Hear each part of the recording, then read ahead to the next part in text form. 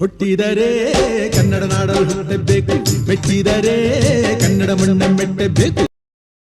ನಮಸ್ಕಾರ, ಎಲ್ರಿಗೂ ಸ್ವಾಗತ. ಹೊಸ ದೆವ್ವದ ಕಥೆಯೊಂದಿಗೆ ಎಲ್ಲರೂ ಚೆನ್ನಾಗಿದ್ದೀರಾ ಅಂತ ಅಂದ್ಕೊಂಡಿದ್ದೀನಿ. ಈ ಒಂದು ಕಥೆ ಆ್ಯಕ್ಚುಲಿ ಆಗಿರೋದು ಬಂದ್ಬಿಟ್ಟು ಹಾಸನದ ಇಟ್ಟೆಕಾನಹಳ್ಳಿ ಈ ಒಂದು ಊರಲ್ಲಿ ಆಗಿರುವಂತಹ ಒಂದು ಘಟನೆ. ಈ ಒಂದು ಘಟನೆನ ನಮಗೆ ತಿಳಿಸ್ಕೊಟ್ಟಿರೋರು ಬಂದ್ಬಿಟ್ಟು ಅವ್ರ ಹೆಸರು ಸುಜಾತ ಅಂತ ಹೇಳಿ. ಇವರು ಮೂಲತಃ ಅದೇ ಊರಿನವರೇ. ಘಟನೆ ಆಗಿರೋದು ಕೂಡ ಇವರೊಟ್ಟಿಗೆನೆ, ಅಂದರೆ ಇವರು ಇಟ್ಟೆಕಾನಹಳ್ಳಿಯ ಒಂದು ನಿವಾಸಿ ಅಂತಲೇ ಹೇಳ್ಬೋದು. ಇವರೊಟ್ಟಿಗೆ ಇವರ ಅಜ್ಜಿ ಮತ್ತು ಇವರು ಇಬ್ಬರೇ ಆ ಒಂದು ಊರಲ್ಲಿ ಇದ್ದಾಗ ಆದಂತಹ ಒಂದು ಘಟನೆ. ಈ ಒಂದು ಘಟನೆ ಆಗಿ ಸುಮಾರು ಒಂದು 17-18 ವರ್ಷಗಳೇ ಆಗೋಗಿದೆ. ಅಂದರೆ ಇವರು ಚಿಕ್ಕ ವಯಸ್ಸಲ್ಲಿ ಅವ್ರ ಅಜ್ಜಿ ಮನೆಗೆ ಆಟ ಆಡೋಕ್ಕೆ ಅಥವಾ ಈ ಒಂದು ಬೇಸಿಗೆ ರಜಾ ಬಿಟ್ಟಾಗ ಹೋಗಿ ಅಲ್ಲಿ ಸ್ಟೇ ಆಗ್ತಿದ್ರು. ಸೊ ಆ ಒಂದು ಸಮಯದಲ್ಲಿ ಆಗಿರುವಂತಹ ಒಂದು ಘಟನೆ. ಸೊ ಆ ಟೈಮಲ್ಲಿ ಅವರ ಅಜ್ಜಿ ಅವರು, ಅಂದರೆ ಈ ಒಂದು ಸುಜಾತ ಅನ್ನೋರು ಅವ್ರ ಮನೆಗೆ ಹೋದಾಗ ರಾತ್ರಿ ಹೊತ್ತು ಅಷ್ಟಾಗಿ ಮನೆಯಿಂದ ಆಚೆ ಕಡೆ ಕಳಿಸ್ತಿರೋದಿಲ್ಲ. ಯಾಕೆ ಅಂತಂದರೆ ಆ ಒಂದು ಅಜ್ಜಿಗೆ ಗೊತ್ತಿರುತ್ತೆ ಅಲ್ಲಿ ನಡೆಯುವಂತಹ ಎಲ್ಲ ಘಟನೆಗಳು ಕೂಡ. ಹೀಗೆ ಒಂದಿನ ಆಗಿದ್ದಾಗಲಿ ಅಂತ ಹೇಳಿ ಇವರೇನೆ ಚಿಕ್ಕ ವಯಸ್ಸಲ್ಲ ಗೊತ್ತಾಗ್ತದೆ ಆಚೆ ಕಡೆ ಬಂದು ಸುಮಾರು ಸಮಯ ಆಚೆ ಕಡೆನೇ ಕಳೀತಾರೆ. ಇದನ್ನೆಲ್ಲ ಅಜ್ಜಿ ಗಮನಿಸೋದಿರೋದಿಲ್ಲ.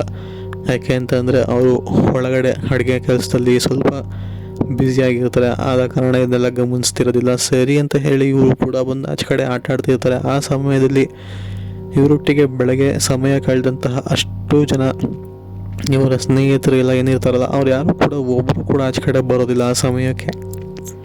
ಸರಿ, ಯಾಕೆ ಯಾರು ಆಚೆ ಕಡೆನೇ ಇಲ್ವಲ್ಲ, ನಾನು ಬರೀ ನನ್ನೊಬ್ರಿಗೆ ಮಾತ್ರ ಆಚೆ ಕಡೆ ಬಿಡಲ್ಲ ಅಂತ ಹೇಳಿ ಅಂದ್ಕೊಂಡಿದ್ದೆ. ಆದರೆ ಇಲ್ಲಿ ನೋಡಿದ್ರೆ ಯಾರಿಗೂ ಕೂಡ ಆಚೆ ಕಡೆ ಬಿಡ್ತಿಲ್ಲ.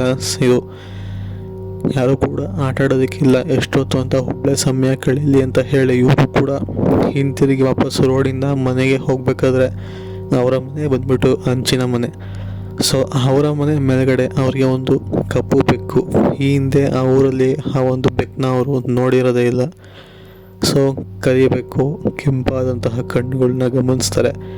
ಇದ್ಯಾವುದು ಹೊಸ ಬೆಕ್ಕು ನಮ್ಮ ಮನೆ ಹಂಚ ಮೇಲೆಲ್ಲ ಓಡಾಡೋದಿದೆಯಲ್ಲ, ಯಾವುದೋ ಮೋಸ್ಟ್ಲಿ ಬಂದಿರಬೇಕೇನೋ ಬಿಡು ಅಂತ ಹೇಳಿ ಅಷ್ಟೊಂದು ಗಮನ ಕೊಡೋದಿಲ್ಲ. ಇವರು ಕೂಡ ಒಳಗಡೆ ಹೋಗ್ಬಿಟ್ಟು ಅವ್ರ ಅಜ್ಜಿ ಹತ್ರ ಕೂತ್ಕೊಂಡು ಬೇರೆ ಬೇರೆ ಥರನೇ ಮಾತಾಡ್ತಿರ್ತಾರೆ. ಇದಾಗ ಸ್ವಲ್ಪ ಗೊತ್ತಾದ್ಮೇಲೆ ಊಟಕ್ಕೆ ಕೂಡ ಕರೀತಾರೆ. ಊಟನ ಕೂಡ ಮಾಡ್ತಿರ್ಬೇಕಾದ್ರೆ ಮತ್ತೊಮ್ಮೆ ಹಂಚಿನ ಮೇಲ್ಗಡೆ ಏನೋ ಓಡಾಡೋ ಥರ ಅವ್ರಿಗೆ ಭಾಸವಾಗುತ್ತೆ. ಅದಕ್ಕೆ ಆ ಒಂದು ಅಜ್ಜಿ ಜೋರಾಗಿ ಬೈಯಕ್ಕೆ ಕೂಡ ಶುರು ಮಾಡ್ತಾರೆ. ಹಾಗೆ ದೇವರ ನಾಮನ ಕೂಡ ಜಪಿಸ್ತಾ ನೆನೆಸ್ಕೊತಾ ಇರ್ತಾರೆ. ಸೊ ಇದನ್ನೆಲ್ಲ ಗಮನಿಸಿದಂತಹ ಸುಜಾತ ಅನ್ನೋರು, ಇಲ್ಲ ಮೇಲ್ಗಡೆ ಯಾವುದೋ ಒಂದು ಕಪ್ಪು ಬೆಕ್ಕು ಓಡಾಡ್ತಿದ್ದ ನಾನು ನೋಡಿದೆ ಅಂತ ಹೇಳಿ ಅಜ್ಜಿಗೆ ತಿಳಿಸ್ಕೊಡ್ತಾರೆ. ಸೊ ಅಲ್ಲೇ ನೋಡಿ ಎಡ್ವರ್ಟ್ ಆಗಿದ್ದು ಅಜ್ಜಿಗೆ ವಿಷಯ ಮೊದಲೇ ಗೊತ್ತಿದ್ದ ಕಾರಣ.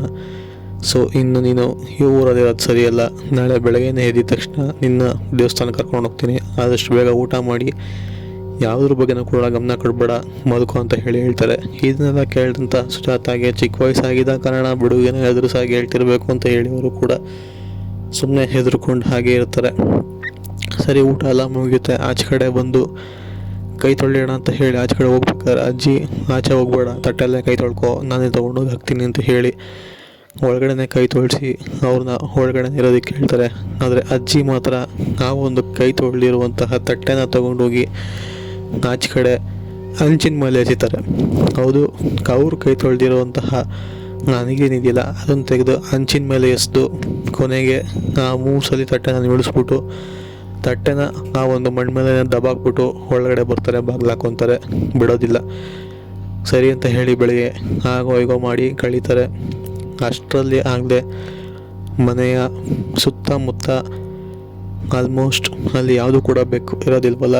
ಸೊ ಆ ಒಂದು ಕಪ್ಪು ಬೆಕ್ಕು ಏನಿದೆಯಲ್ಲ ಅದು ಆ ತಟ್ಟೆನ ಬಂದು ಮೂಸ್ತಿರುತ್ತೆ. ಇದನ್ನು ನೋಡಿದಂತಹ ಅಜ್ಜಿ, ಇಲ್ಲೇನೋ ಎಡವಟ್ ಆಗೋದಂತೂ ಗ್ಯಾರಂಟಿ ಅಂತ ಹೇಳಿ ಆ ಒಂದು ಬೆಕ್ಕನ್ನ ಓಡಿಸ್ಬೇಕು ಅಂತ ಹೋಗ್ತಾರೆ. ಇದ್ದಕ್ಕಿದ್ದಂಗೆ ಬೆಕ್ಕೆ ಮಾಯ ಹೋಗುತ್ತೆ. ಸೊ ಆ ಸಮಯ ಕರೆಕ್ಟಾಗಿ ಸುಜಾತ ಅವರು ಕೂಡ ನೋಡಿರೋವಂಥದ್ದು ಬೆಕ್ಕು ಇದ್ದಕ್ಕಿದ್ದಂಗೆ ಮಾಯ ಆಗಿರೋವಂಥದ್ದು. ಆದಾಗ ಇವ್ರಿಗೆ ಏನು ಮಾತಾಡಬೇಕು ಅಂತಲೂ ಗೊತ್ತಾಗಲ್ಲ, ಲಿಟ್ರಲಿ ಮಾತೇ ಬರೋಲ್ಲ. ಇದ್ದಕ್ಕಿದ್ದಂಗೆ ಹೆಂಗೆ ಮಾಯ ಆಯಿತು ಅಂತಲೂ ಕೂಡ ಗೊತ್ತಾಗೋದಿಲ್ಲ. ಸರಿ ಅಂತ ಹೇಳಿ ಅಜ್ಜಿ ಅವರ ಅಜ್ಜಿ ಬಂದ್ಬಿಟ್ಟು ಸುಜಾತ ಅವ್ರನ್ನ ದೇವಸ್ಥಾನಕ್ಕೆ ಕರ್ಕೊಂಡೋಗಿ ತಾಯ್ತಾನ ಕಟ್ಟಿಸಿ ಪೂಜೆ ಮಾಡಿಸ್ಬಿಟ್ಟು ಕೊನೆಗೆ ದೃಷ್ಟಿ ತೆಗೆಸ್ಬಿಟ್ಟು ಅಲ್ಲಿ ಕರ್ಕೊಂಡೋಗಿ ವಾಪಸ್ ಅವ್ರ ಮನೆಗೆ ಬಿಟ್ಬಿಟ್ಟು ಇವರು ಬರ್ತಾರೆ. ಬಂದ್ಬಿಟ್ಟು ಆ ಒಂದು ಮನೆ ಏನಿದೆಯಲ್ಲ, ಸೊ ಅಂದರೆ ಅವರು ವಾಸವಾಗಿದ್ದಂತಹ ಊರು, ಕೊನೆಗೆ ಸುಜಾತ ಅವರ ತಂದೆ ತಾಯಿ ಎಲ್ಲರೂ ಕೂಡ ಬಂದು ಅವರ ಅಜ್ಜಿ ವಾಸವಾಗಿದ್ದಂತಹ ಊರಿನಿಂದ ಆ ಒಂದು ಮನೆಗೆ ಚಿಲ್ಕ ಹಾಕ್ಸ್ಬಿಟ್ಟು ಅದಕ್ಕೆ ಒಂದು ಮಂತ್ರ ಕಟ್ಟಿರುವಂತಹ ಒಂದು ಬಟ್ಟೆನ ಸುತ್ತ ಕಟ್ಬಿಟ್ಟು ಯಾರು ಕೂಡ ಮನೆ ಒಳಗಡೆ ಹೋಗ್ದಂಗೆ ಆ ಒಂದು ಅಜ್ಜಿನೂ ಕೂಡ ಕರ್ಕೊಂಡು ವಾಪಸ್ಸು ಅವರ ಊರಿಗೆ ಹೋಗಿರುವಂಥದ್ದು. ಇವರು ಮೂಲತಃ ಬೆಂಗಳೂರಿನಲ್ಲಿ ವಾಸವಾಗಿರುವಂಥವ್ರು, ಬಟ್ ಕತೆ ಆಗಿ ಬಂದ್ಬಿಟ್ಟು ಅವರು ಊರಿಗೆ ಹೋಗಿದ್ದಂತಹ ಸಮಯದಲ್ಲಿ. ಸೊ ಇದು ಆ್ಯಕ್ಚುಲಿ ನಡೆದಿರುವಂತಹ ಘಟನೆ. ಅಂದರೆ ಆ ಒಂದು ಕಪ್ಪು ಬೆಕ್ಕು ಯಾರಿಗೆಲ್ಲ ಕಾಣಿಸ್ಕೊಳ್ಳುತ್ತೋ ಅದು ಬೆಕ್ಕೆ ಅಲ್ಲ, ಇನ್ಫ್ಯಾಕ್ಟ್ ದೆವ್ವ. ಅದು ಯಾವ ರೂಪದಲ್ಲಿ ಬೇಕಾದರೂ ಬಂದು ಯಾರಿಗೆ ಬೇಕಾದರೂ ತೊಂದರೆ ಕೊಡ್ಬೋದು. ಅದನ್ನ ಯಾರು ನೋಡ್ತಾರೋ ಅವ್ರಿಗೆ ಖಂಡಿತ ಏನೋ ಒಂದು ತೊಂದರೆ ಆಗುತ್ತೆ ಅಂತ ಹೇಳಿರುವಂಥದ್ದು. ಸೊ ಇದು ಆಗಿರುವಂತಹ ಕತೆ. ಸಿಗೋಣ ಮುಂದಿನ ವಿಡಿಯೋದಲ್ಲಿ. Until then take care, good bye.